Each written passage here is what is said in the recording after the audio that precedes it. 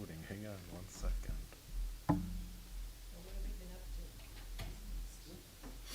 What? Okay. You have a good time? Very next. Oh, yes. I like how composed they Yep. You ready, Brian? We are good to start. We're good. Okay, Marlene, you're okay? All right, very good. Everybody ready? Yep. All right, okay. Well, we'll go ahead and seeing that the iPhone in front of me says that it's 7:30, and as we know, Apple products are never wrong. Never. Okay, so we'll go ahead and we'll welcome everybody to this meeting of the Village of Skokie Zoning Board of Appeals. The Zoning Board of Appeals is created by the statutes of the state of Illinois and by the ordinances of the Village of Skokie for the purpose of granting proper case relief to the strict terms of our zoning ordinances. The decision of this board to either grant or deny relief will be based upon the evidence presented to it and how that evidence is related to the standards for granting relief. All persons who have an interest in a case, either as a petitioner or as a member of the public, either supporting or opposing the petition, or as an independent witness, will be given a chance to speak on the record and to express his or her points of view. The Zoning Board of Appeals is not a court of law, and therefore, we do not follow the strict rules of evidence. However, this hearing will be conducted in such a manner as to hear only competent evidence or statements. Questions as to procedure, interpretation, and of the admissibility of statements or evidence will be ruled upon by Corporation Counsel Tyler Kobilski, and his legal decisions will be binding upon this board. Certain cases require a covenant running with the land. This will be prepared and recorded by the Village of Skokie Legal Department, and this is done at the petitioner's expense. Whether or not a covenant is required is a determination to be made by the Corporation Counsel at the conclusion of each individual case. If a covenant running with the land is required, it cannot or will not be prepared until our court reporter has returned to the Zoning Board of Appeals a transcript of these proceedings. The Village of Skokie will notify each petitioner when a covenant has been prepared and is ready for signature. No building permits or certificates of occupancy can be issued until a covenant is signed by the petitioner.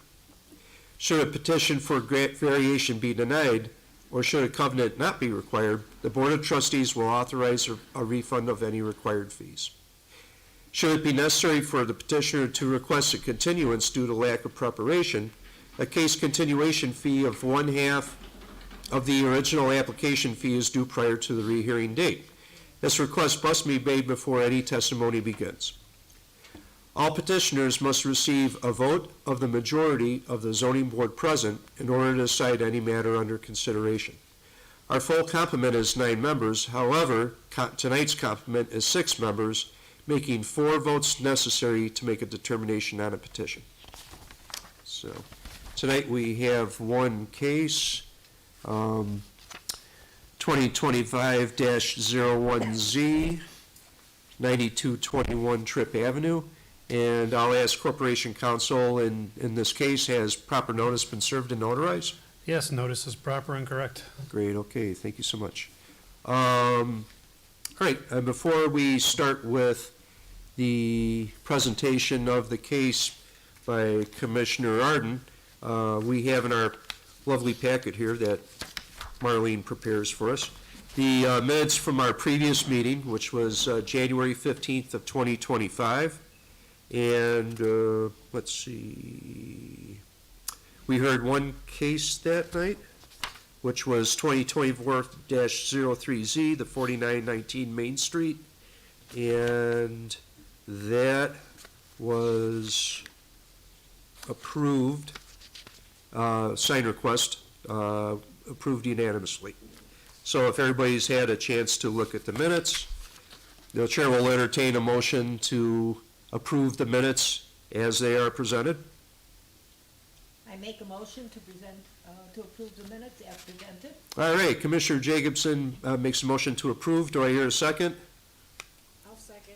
All right, Commissioner Kirkpatrick, all in favor, say aye. Voice vote, please. Aye. Okay. Anybody not approve the minutes? No? Okay. All good? Thanks again as always, Marlene. Sure. Okay. Then we'll go ahead and we'll go right to the heart of the matter for tonight, which is 2025-01Z. Petitioners are present. Okay, great. If you would, please come on up to the podium, and as you do that, Commissioner Arden will go ahead and present your case. If it's just you, sir, that's fine. Okay. All right. Mr. and Mrs. Kapoor request a variation in order to construct an addition resulting in a 3.5-foot side yard rather than the 6-foot minimum as required by Section 118-124-6A of the Skokie Village Code in an R1 single-family district. I will now read the petitioner's statement into the record. Limitation on use of property. At present, the property does not have a garage. We have 3 cars in the house, and there have been incidences over the past some years where the cars have incurred major hail damage, incurring several thousands of dollars of damage. Space constraints. Given that there is no garage or separate utility room, all household items that would typically go in the garage need to be stored in the house living area, causing additional clutter and hardship. Kids have grown up, and need for living space has increased. 2, public safety. The request will in no way be injurious to public health or safety. 3, common, not unique request. Every similar-sized lot has a garage on the property, and this is in no way a unique request different from all other neighboring properties. And then B and C go over the specifics, the dimensions of the proposed construction, which was read in the previous reading. I'll now dive into the staff report. It does not appear that anything has been submitted to the Appearance Commission yet, so if this is approved, it will be going in front of Appearance to make sure it conforms with, village guidelines. Staff analysis and recommendation. Staff comment and review sheets were sent to all pertinent divisions and departments. Based on the proposed findings of fact, staff recommends that the petitioner's request to construct an addition resulting in a 3.5-foot north side yard be denied. The petitioner is proposing to construct an addition on the north side of the existing house. The addition will be 40 feet in length, 20 feet wide, and contain an attached garage, storage room, and bedroom. The proposed addition will be 3.5 feet from the north lot line, rather than the 6-foot minimum as required in the R1 zoning district. Staff is not supportive of the petitioner's request to construct the addition because there are options to install a garage and bedroom on site and meet current zoning regulations. A detached garage can be built in the rear yard of the lot, and a bedroom addition can be constructed on the front half of the home. And then, not sure if I should read this in, but it is public, the proposed findings of fact that we have in the packet. I don't think you need to do that. Okay.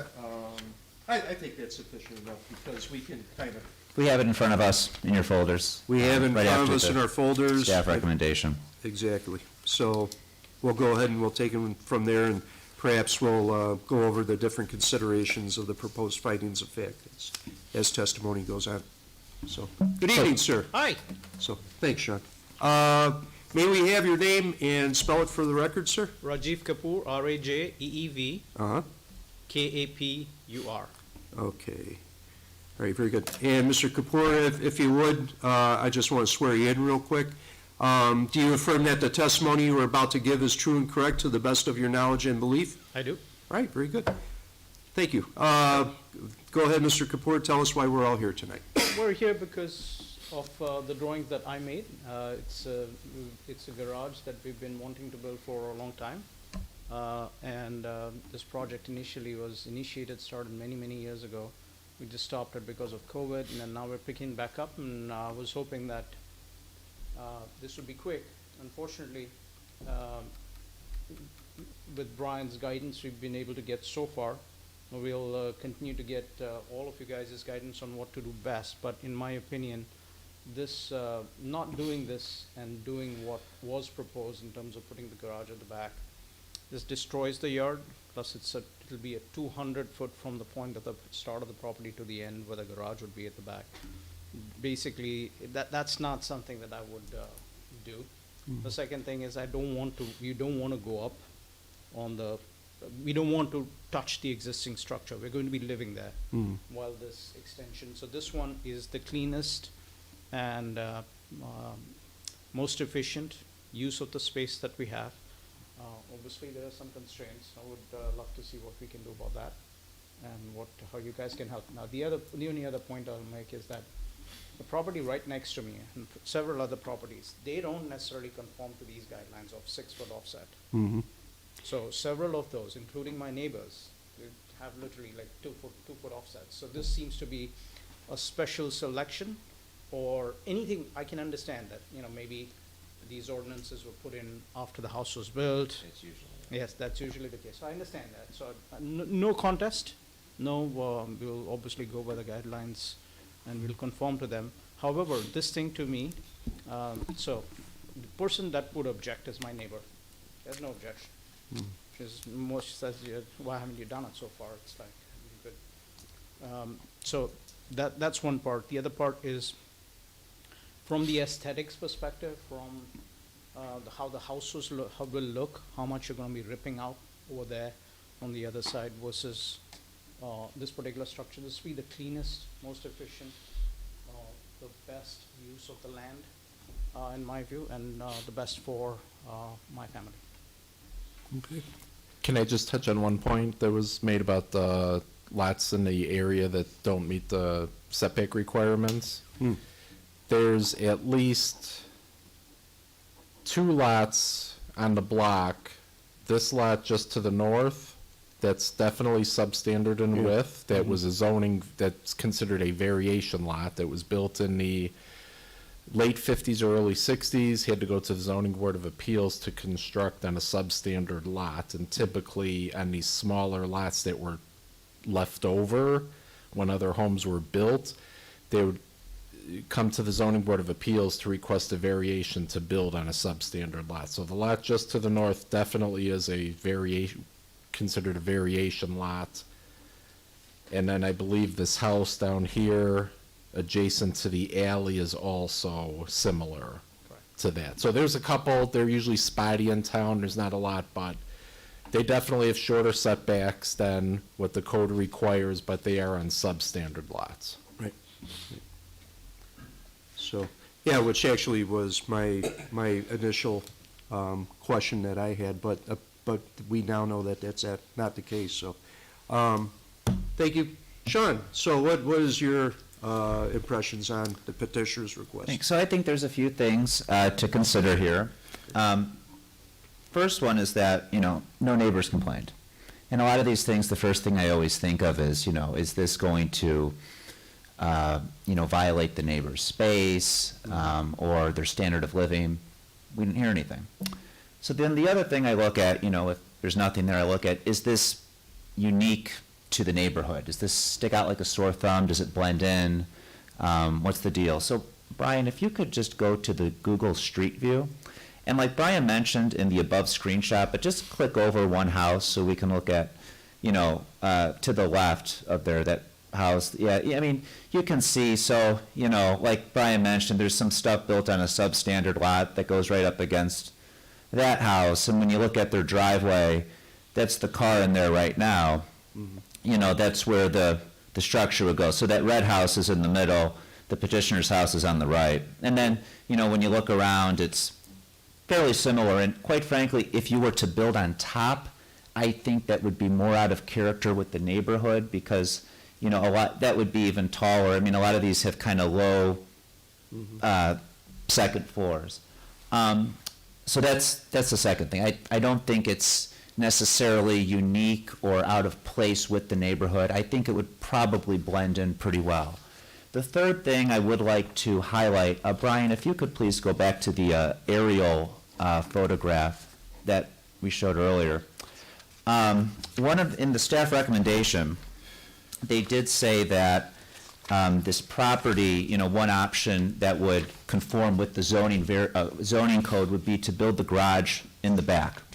And there's a few thoughts I have on that. The first is you would probably have less impermeable surface because you would have to have a driveway going all the way through the back. The second thing would be is that if you go on site and you look at the neighbor's house, they actually sleep in the back. So when the garage opens and closes, they would probably hear it in their bedroom. Whereas right now, there's probably some noise in the front, but if you put a garage there, they probably won't even hear the car turn on. But, you know, that's just something I like to take into account. Will it, you know, be more noisy for them? I think it's less noisy if they just build out on the side in the front than in the back. The other thing, too, is they would basically have no backyard, as the petitioner mentioned. So I think it's important to have green space, you know, and proper drainage. You know, we've seen requests before where people want to build out on the side and then build like 10 stories up. And, you know, this doesn't really seem excessive. It seems in line with the neighborhood. And, you know, I really don't see any problems granting relief in this case.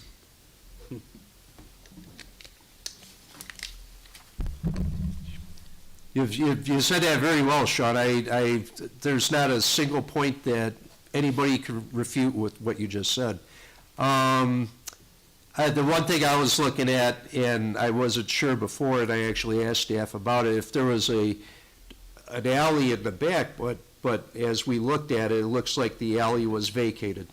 So there's no chance to have a garage in the back that would come off an alley, which, you know, really is, quite frankly, kind of a game changer. That being said, anybody else have any other questions or comments for the petitioner? No? There's one thing I'd like to ask is, if we were to, and this is a question for staff.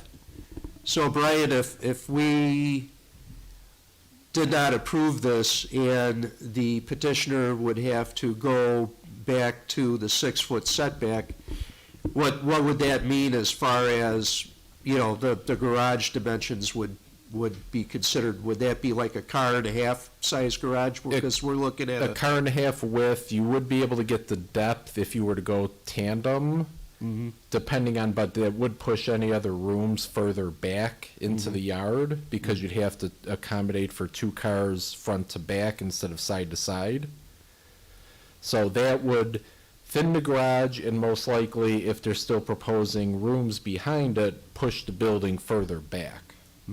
Would that lessen the impermeable lot cut percentage on the property too, if they were to build in the back? Or would they still be within the 50%?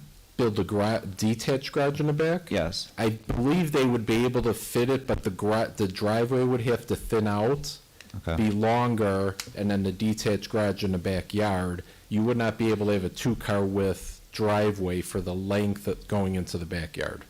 Okay, thank you. no other questions for petitioner, no other comments?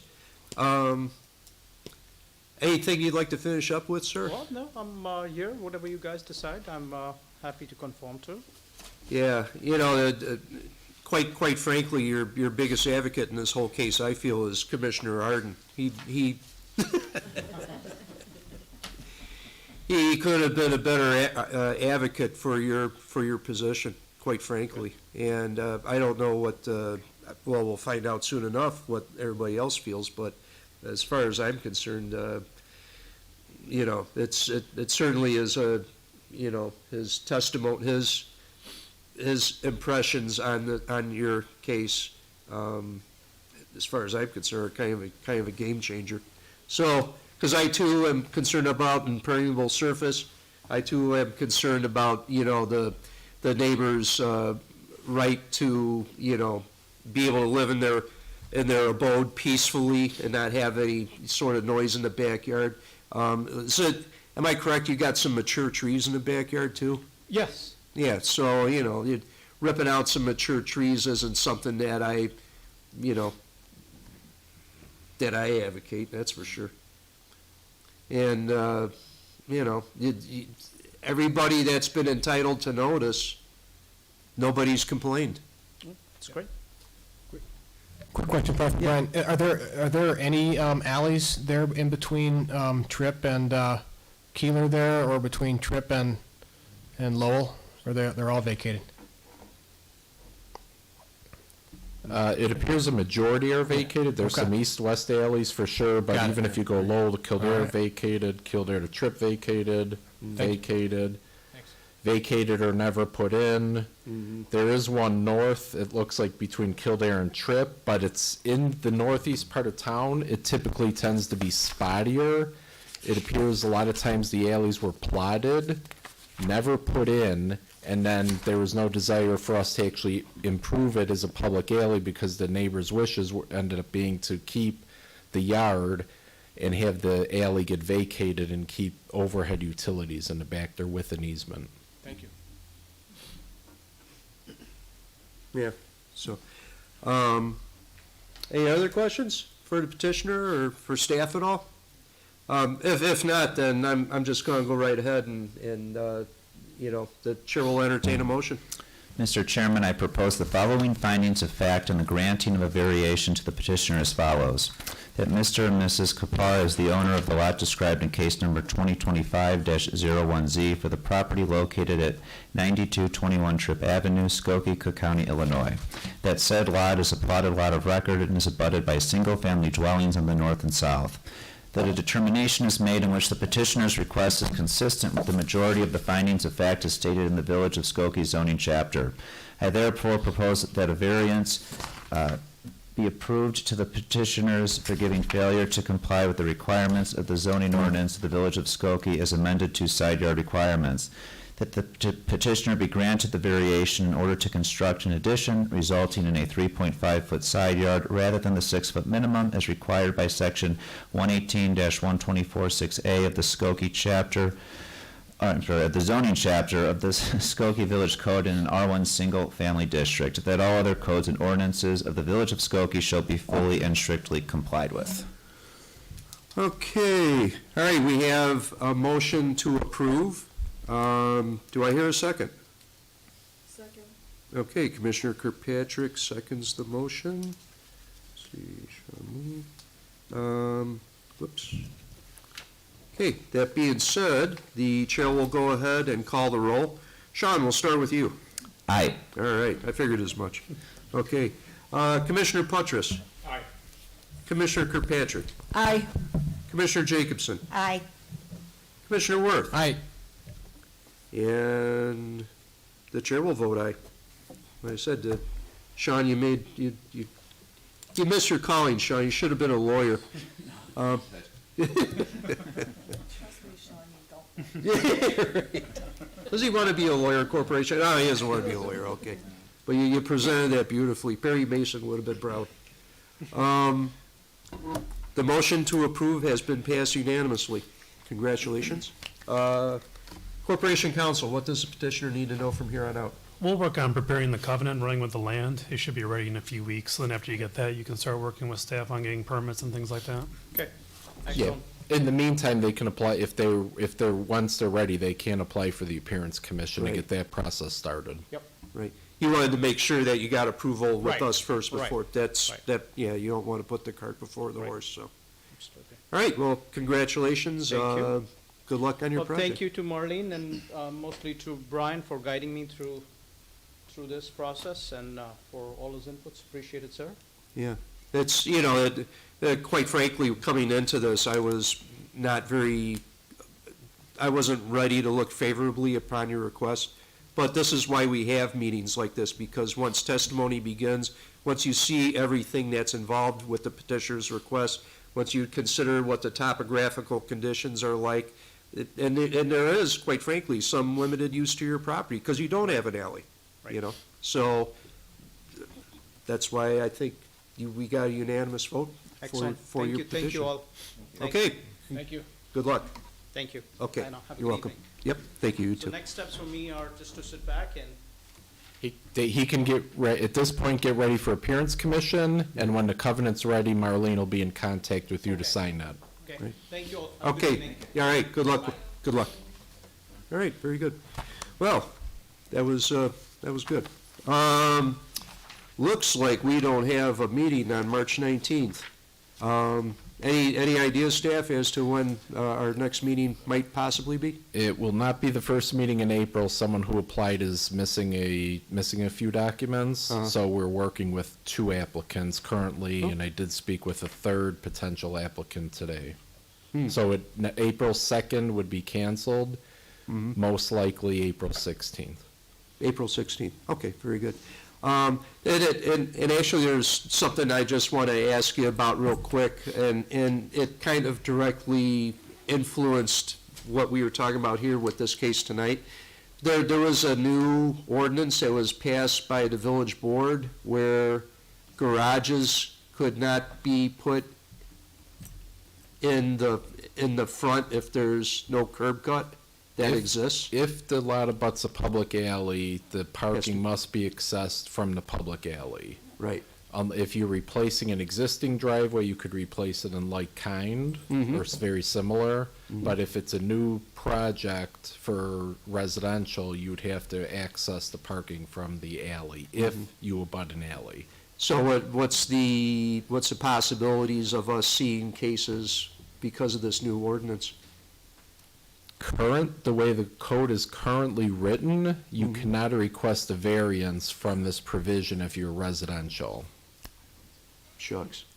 Mixed use, you could. Commercial, you could. All right. The way it's currently written. Okay. All right. That's cool. But one item that has been added to the zoning board of appeals jurisdiction is outdoor dining. Outdoor dining areas have become permitted throughout the village in districts that they were special uses before.